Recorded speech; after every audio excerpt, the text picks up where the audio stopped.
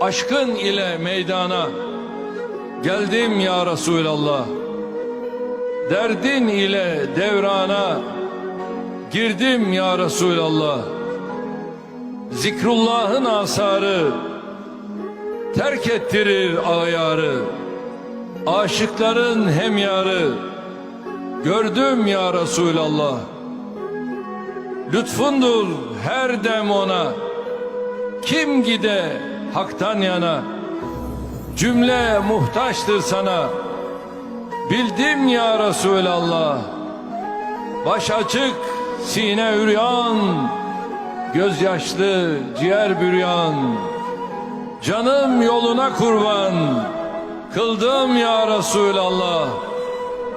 Zatına doğru özüm, açılmıştır can gözüm. Haki payine yüzüm, sürdüm ya Resulallah. Kalp bir özge kân imiş, zatında bürhan imiş, vüslatta mihman imiş. Duydum ya Resulallah.